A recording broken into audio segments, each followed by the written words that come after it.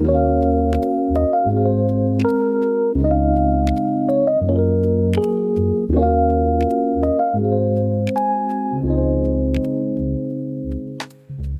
Grow Together Gardening 101 workshop held by yours truly, Naya Merchant. This video will serve as a recap of our first gardening workshop for those who will be attending our Geared for Gardening Let's Grow Together 2.0 workshop that will be held on May the 30th, 2026 at 12 p.m. to 2 p.m. Eastern Standard Time. This is a free workshop, so I encourage everyone who is interested in gardening, whether you are an avid gardener or whether you're a beginning gardener, to come out and join us. Again, it is a free workshop, and the registration details will be in the description below. And so I hope to see you all there. You can bring a friend, a family member, and share this. Again, it is a free workshop for the gardening community. And so let's talk about USDA hardiness zones. What is a hardiness zone map? The USDA Hardiness Zone Map is a tool used by gardeners to determine which plants thrive at particular locations. Why is it important? Without understanding of your USDA hardiness zone, you run the risk of sowing seeds in plants that would not thrive in your geographical location. Hardiness zones provide the opportunity to sow particular plants ground in good ground. That is so very important when it comes to gardening. Frost dates, what they are and why they are important. In gardening, it is important to understand what your last frost date and your first frost date is based on your hardiness zone. The spring frost date is it's most important because it marks the beginning of planting and growing season. The fall frost date indicates when to harvest before the season ends. The Farmer's Almanac, which I love, is a great resource to use while gardening. Check out the site below to find out when your spring and fall frost dates are. And so, direct versus indoor sowing. Indoor sowing. When preparing to sow your seeds, you may notice instructions to begin seeds indoors before spring frost date. Indoor sowing is the act of planting your seeds in a small transferable container while it germinates and begins growing indoors. An example of a transferable container would be a red solo cup, seed starting containers, a milk jug, etc. When your plants are 3 to 4 inches, you can transplant them outdoors where the plant will remain for the life of the plant.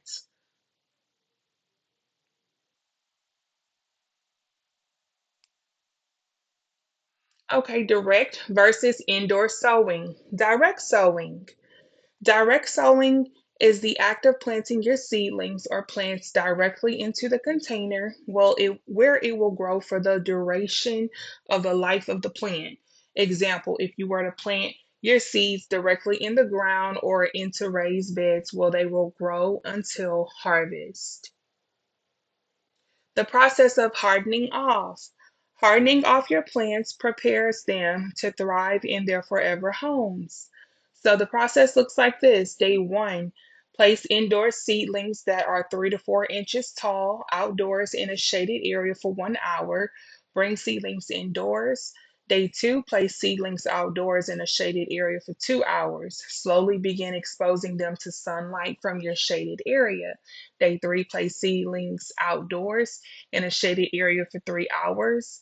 This day and each day thereafter, you want to expose them to more and more sunlight while simultaneously lengthening their time outdoors.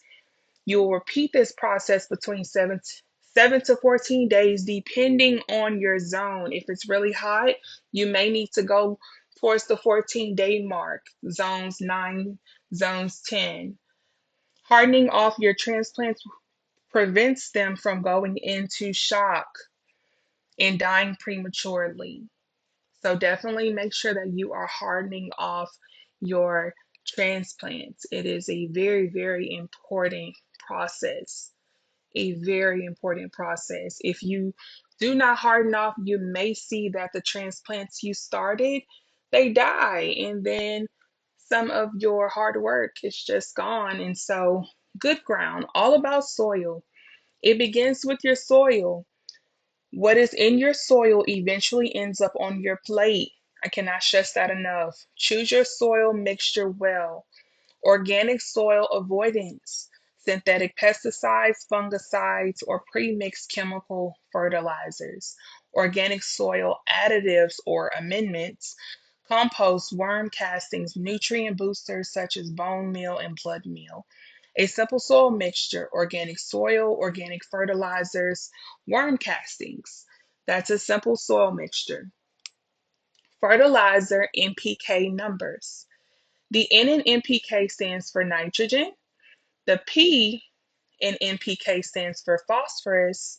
And the K in NPK stands for potassium. When purchasing fertilizers, it is important to know which plants need which elements of the NPK number. Some plants need all, others can thrive on only one. Leafy greens, high nitrogen. Root vegetables, high phosphorus and potassium. Fruiting plants, high phosphorus and potassium.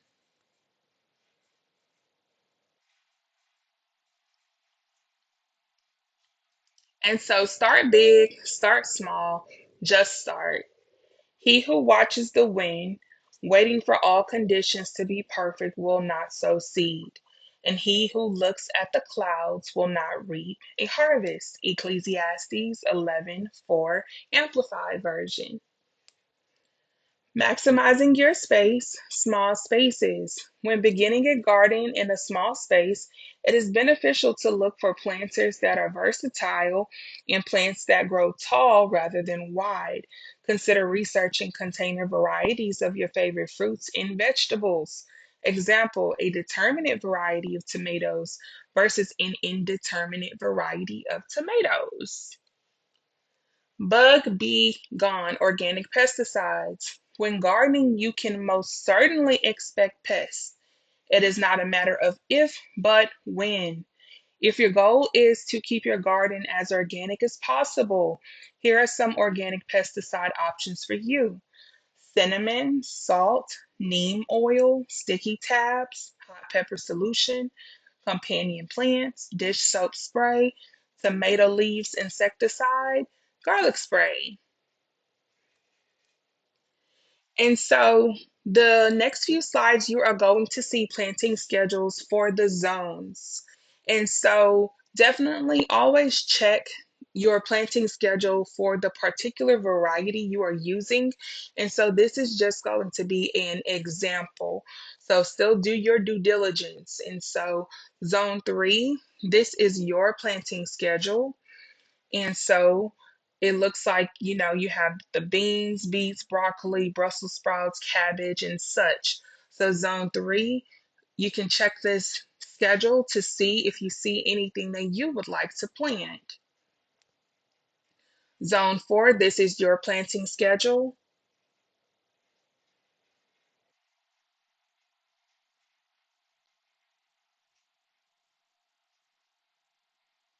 Zone 5, this is your planting schedule. And you all can feel free to screenshot these if you would like to keep them. Zone 6, this is your planting schedule.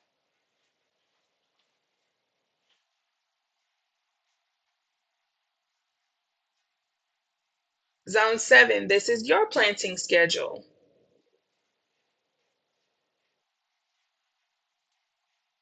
Zone 8, this is your planting schedule.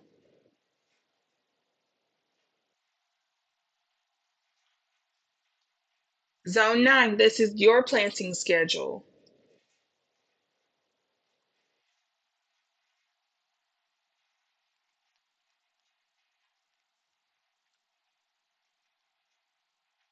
Times and seasons.